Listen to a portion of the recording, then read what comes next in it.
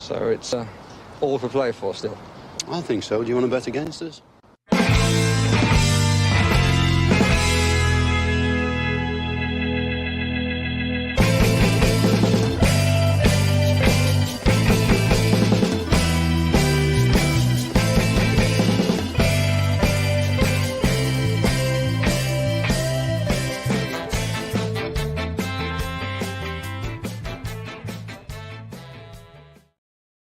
Hello, Aston Villa fans, and welcome to For the Love of Paul McGrath podcast. A little bit of a deviation from from the podcast that we normally do. We're delighted today to be joined by Andy Dale, the author of the fantastic Aston Villa book called Just 14, which is available on Amazon. Basically, if you just type in Just 14, you're going to be able to get it anywhere. And we've been reliably informed before the podcast that it's next day delivery as well. So, Andy, thank you so much for making the time and coming available, because this is a really, really cool project that you've got going. But before we start talking about the future project of where this is, let's talk a little bit about the book.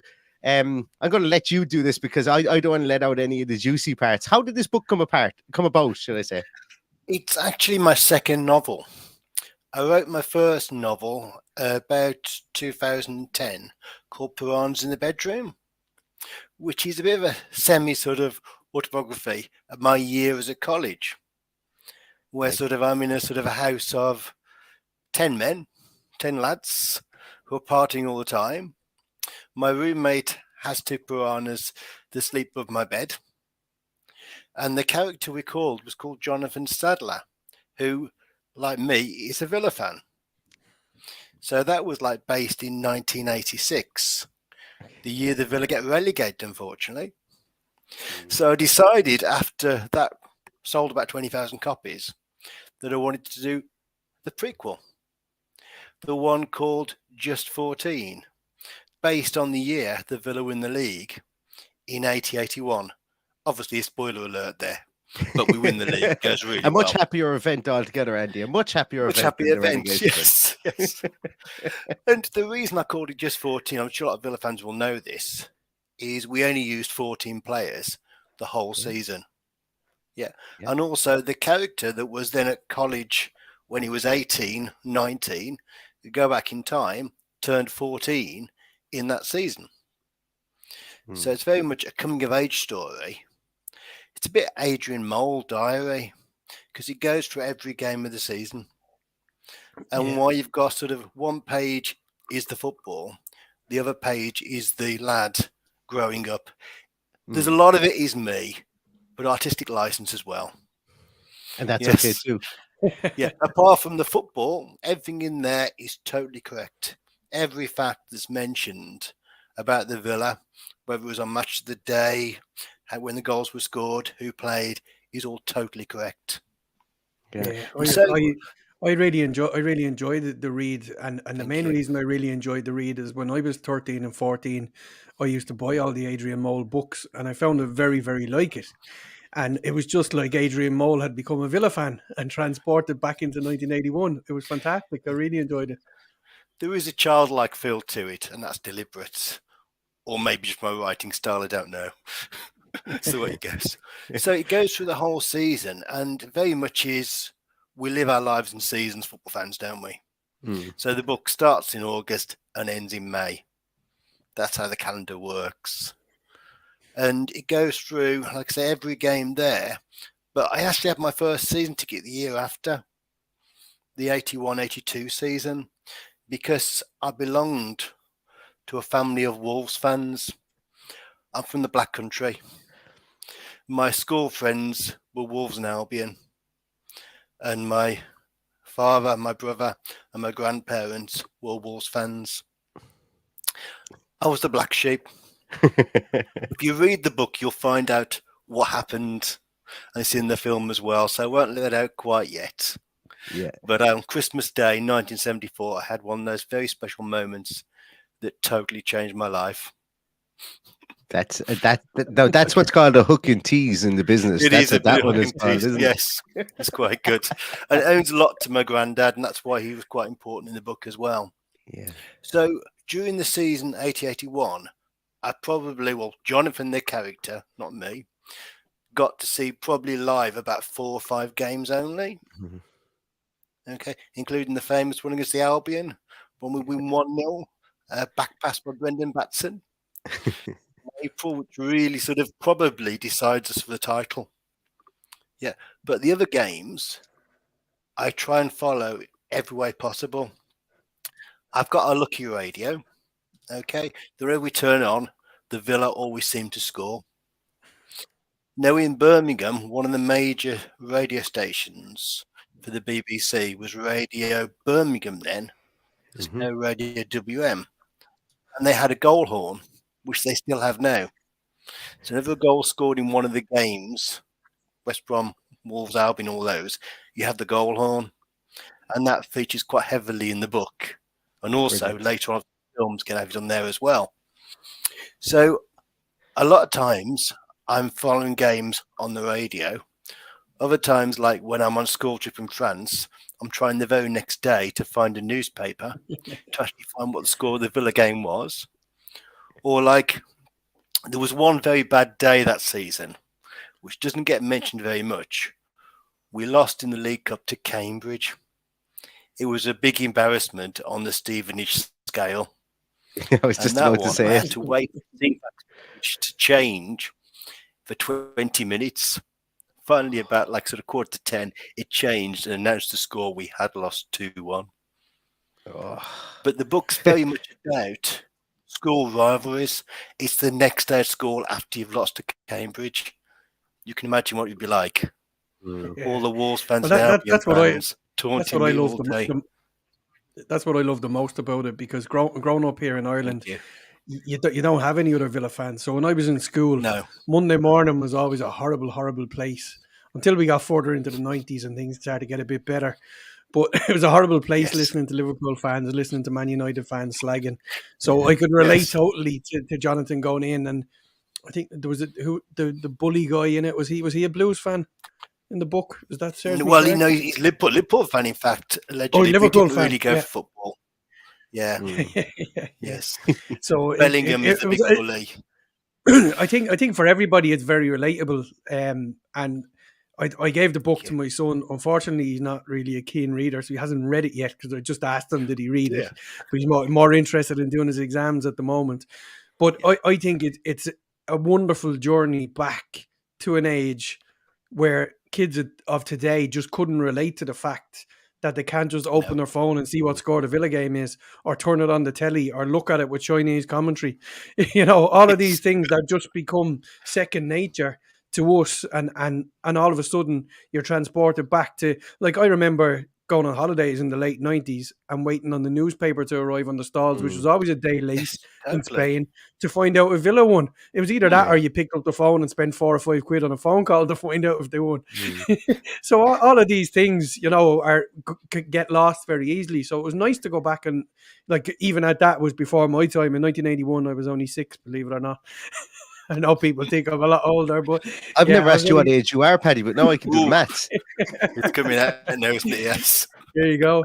So it's nice to go back into a little time capsule of that time, and that's what I found about the book really enthralling. All of the little things like that really stand out.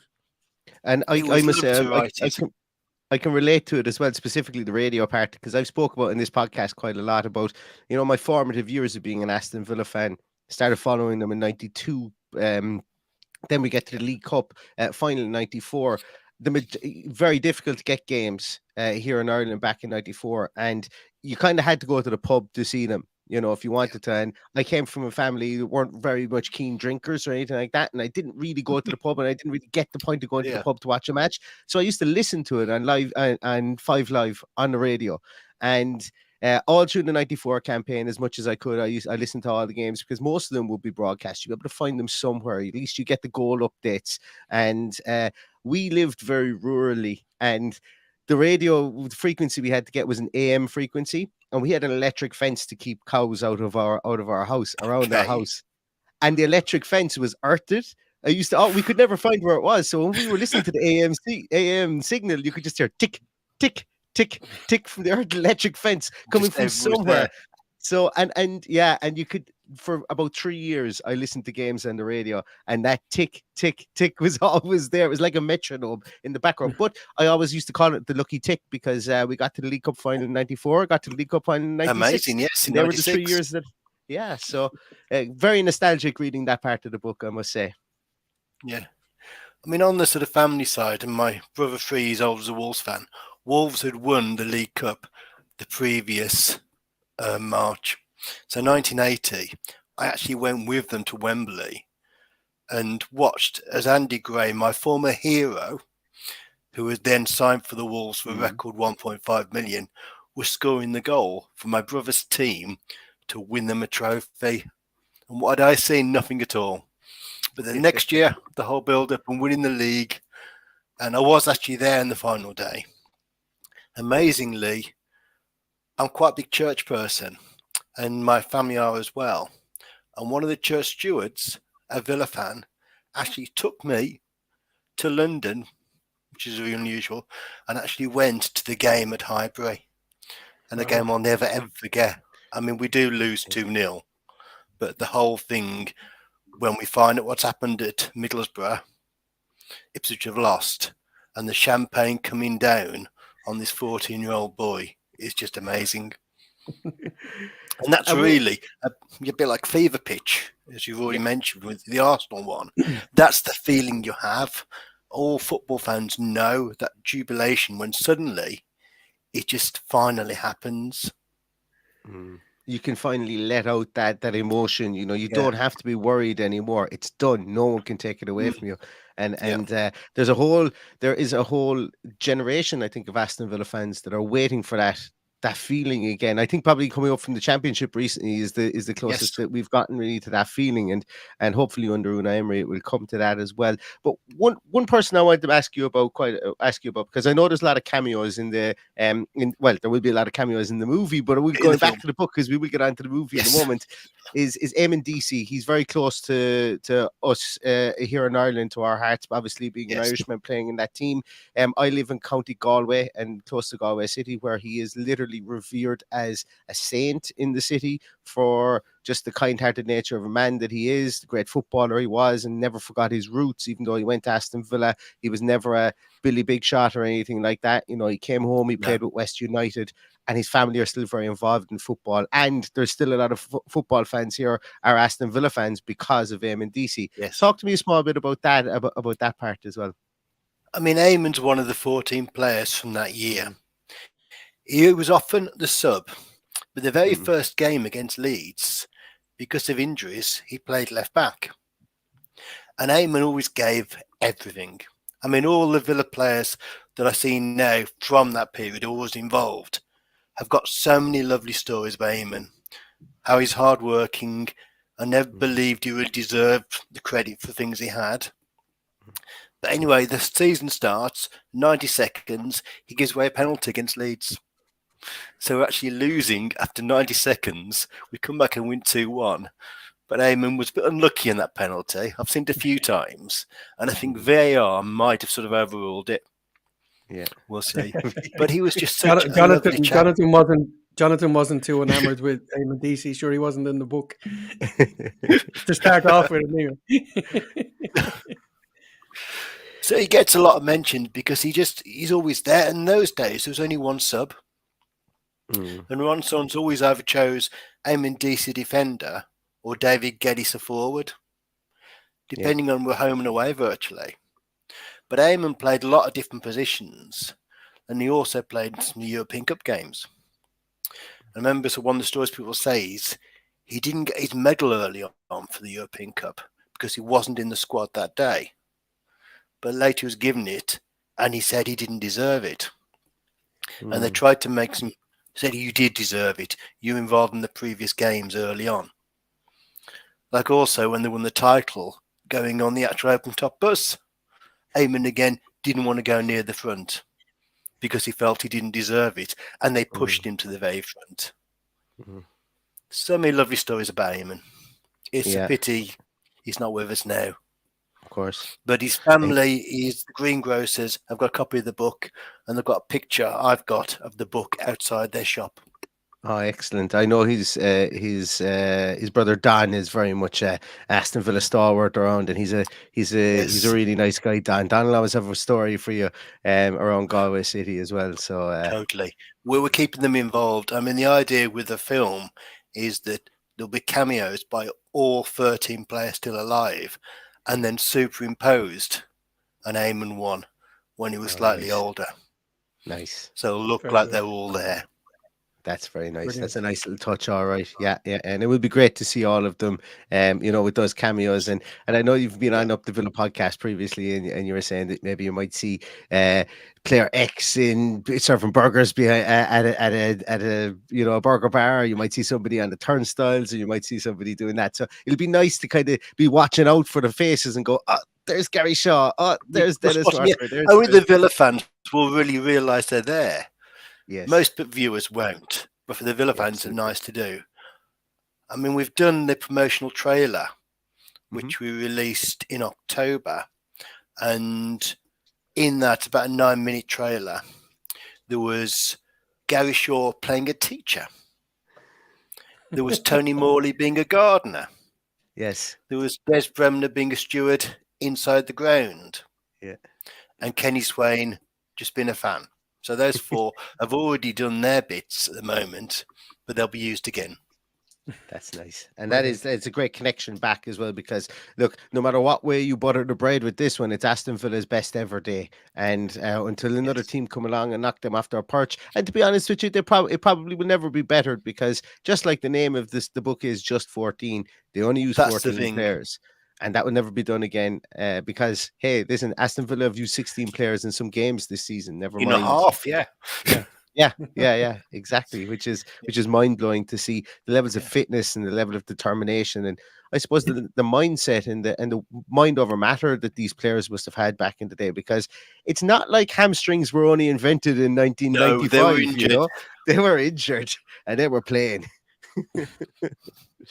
um, Andy, with regards to the movie itself, whereabouts, I suppose, whereabouts are you with the movie? Because I know an awful lot of Aston Villa fans want to, like, what can Aston Villa fans and what can we here in the podcast do to help you expedite the reality of this? Because we know it's going to happen. It's just a case of, how can we expedite this? I mean, what's happened so far is I was approached by a director about sort of 3 years ago about Mhm. making a film. And after COVID, we started to move quite fast. We've got the club very involved.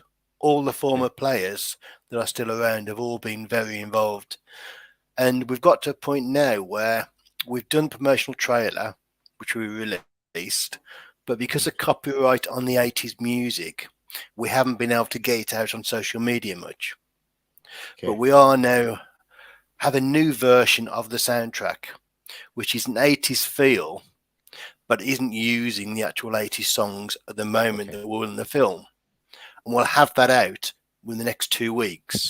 They want Brilliant. to really bombard all Villa fans to be watching this 9-minute trailer and to get Well, excited about it. you've come to the right place if you want to bombard Villa fans, because there's some days we Yes. stream 3, 4, 5 times a day. So we've been accused That's good. of filling the airwaves. So absolutely, I'd be Yes. more than happy, as I say, that's going to be a huge milestone as well, because I'm seeing all these comments here, and I'm going to show you a couple of the comments here from some of the Okay. guys here. Michael Huggins always comes on and watches. He says this is very emotional, thinking back about the good times, and that soundtrack is going to be very emotive for a lot of people, and It is. everybody loves 80s music, so everybody's going to be able to relate to it, and that's one of That's the things good. I'm looking forward to most from the film as well. So that's great. Paul JT29 says you really enjoyed the book, Andy. Paul, thank you. There is Michael says he was 14 around the same time as well. And Philip Drew, chairman of the Leinster Lions Club here in Ireland, the Leinster Aston Villa Supporters Club, loved the book when he first read it a couple of years ago. Jardun Levy as well.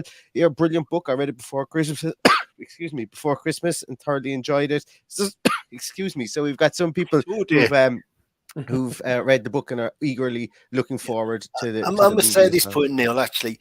Obviously, the book isn't going to, the film isn't going to be totally like the book. Yes. We're going from 42 games into a 90-minute film.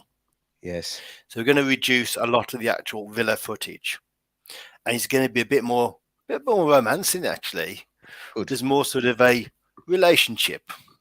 Yeah. There's more sort of things that happen. So there's sad, there's happy. It's a bit like, I think, a Gregory's Girl kind of approach. It's like Fever Pitch meets Gregory's Girl with a hint of Adrian Mole. And that's what we'll be rebuilding. And yeah. and that, we've got, that's a recipe for success. It is. I mean, to try and guess the actors are going to be involved is not difficult if you look at celebrity villa fans. We have been talking to most of them. Not Tom Hanks yet, right? We haven't got that far. But the level below that. Although I would like to get Tom Hanks involved at the end, maybe, with Prince William. What I'd really like is why I'm a Villa fan. Yeah, I'd like at the end, after we've finished, people to be saying the reason they're a Villa fan. And if we do the Tom Hanks one and Prince William and Nessa from Gavin and Stacey, because she's a Villa fan as well on that one. Do you know who's a Villa fan as well? Mrs. Nessa Doyle from Gavin. Yes, we Mrs. are talking to her as well. Yes, Brendan Gleeson.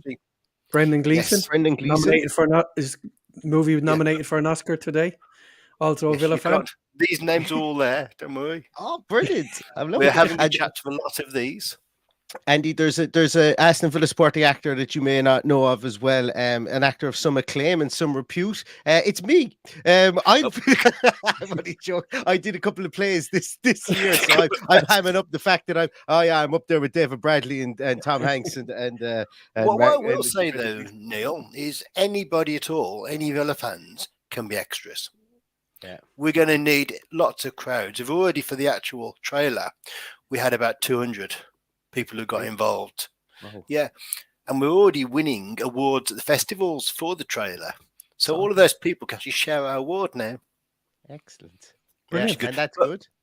It is good. But we do need, still, we've moved to a larger project than originally we're looking at. Mm-hmm. We have a budget of around £1 million. And we still need some more investors. We need people to be involved in the journey and hopefully be involved in the film. There's going to be a feel-good film that will make quite a bit of money and help the Villa worldwide as well. Mm-hmm. The aim is to get out next year, 2024, which is the Villa's anniversary, 150 years. Mm-hmm. So we're talking with the club and hoping to get the two things level. The club have been brilliant. Excellent. With access to everything we want there. They let us film inside the ground, the whole lot. Brilliant. That's amazing. And like you said there, you mentioned Fever Pitch previously. Yes. Off air, I mentioned to you that, I know of one guy I went to school with who became an Arsenal fan based off Fever Pitch. I know I have a cousin who became a West Ham fan for a time and doesn't really follow football anymore, all because of what the Football Factory. No, that's a small bit more down the road, I think, than just 14. But and that's what this is going to be great for. This is going to be. Hopefully, this will build that group of Villa fans, build a group of Villa youth. I think it will, worldwide. Yeah, I think so. Because, like, this podcast specifically, well, and all the podcasts, but, like, I want to highlight here Matthew Hanlon. Matthew's a great guy, always comes on our podcast and everything. Now, that should say Villa instead of Bill Gates, but Matthew's based in the US, always listens. Fanatical fan. We have fans groups all around the world. Like, that's what we want. States. All looking for, all mad for Villa content as much as we can possibly get out. And I think this movie will be really well appreciated, not just in B6 and in the greater environs, beloved here in Ireland, beloved in Thailand, beloved in Brazil for Conor Hennessy, the chairman of the Brazilian Lions, and all over the US for all the great chairmen that are there and the chairman all over the world. Well, to follow it, it's always Just 14 the movie. Yes. So it's hashtag Just 14 and the number's 14 in there. So on Facebook, there's a great group, Just 14 the movie. Twitter, again, Just 14 the movie. And the website, Just 14 the movie. The movie. So please, people, get involved. Contact me. I can give you things to do. We just need lots of support. Absolutely. Well, Andy, Absolutely. we'll always help you out, and if we can be in Birmingham when anything is going on, we will. You know, We'll make sure you are. we've been acting out, pretending to be podcasters for the last 4 years, so we'll be well able to step up to the mark, I'm sure. We could film a scene in Ireland as well. Yeah. Absolutely. Yeah. It's very You can come over. possible. Exactly. Yeah. Come over here and film parts of it here in Ireland. That'd be fantastic. It's all fine. You don't need any permits rented. It'd be grand. Sure. We can go to the DC fruit and veg store. Have a pint. That's what I was thinking. You could do something like yes. Yeah, that'd be pretty cool. We'll put you up for the night. I'll put you up for the night up here in Galway. Oh, even better. Thank you. Everyone watching can hold me to that one. Absolutely hold me to that one. But no, I really wish you the best with it. And you know, I think every Villa fan is excited about this because we all want to showcase That's this. good And to hear. you know, every time you see a Villa shirt, then maybe you might be watching a sporting event. The next thing, a guy's wearing a Villa shirt, and you're like, "Oh, there's a Villa fan at the World Cup this year, or something like that, or anywhere." You know, it's like us Irish. Whenever we watch a sporting event, you can't watch a sporting event without seeing an Irish flag, and it just That's feels good kind to of hear, cool to be able to see those things there. But to have a full video or full film, should I say, made about Aston Villa would be groundbreaking. As Tom Hanks says, it's a really nice name, Aston Villa. So for the Americans, it'll look good. It sounds good. Absolutely. Go for it. Yeah, and if you can get the big man involved himself, wouldn't that be even better? If anybody knows him, let me know. yes. That's it. That's our job. We have to go find Tom Hanks and I get him to cameo in that. Well, Andy, thank you so much for popping on today. I really, really appreciate it. Just one last time, can you tell everybody where they can find any information on the movie? Just go just14themovie.com. Just 14, number 14, themovie.com. Thank you. Excellent. And where's the best place for them to buy the book? Will Amazon be the best place? Amazon's the easiest one. I mean, there's also Andy Dale Wright. You see on that site there. .com, it's there. But if you want it next day on Prime, go to Amazon and leave a review as well. If you've read it, anybody in here, please leave a review. Absolutely. Thank you. Thank you so much, Andy. Thank you so much, everybody, for listening. As I say, go buy the book if you haven't bought it already. And here's all of us manifesting and hoping that we can do our little bit to get this movie off the ground in 2024. I wish you all the best with it. And to everybody out there, stay safe, stay healthy, and all that's left to say is up the Villa. The Villa. Up the Villa.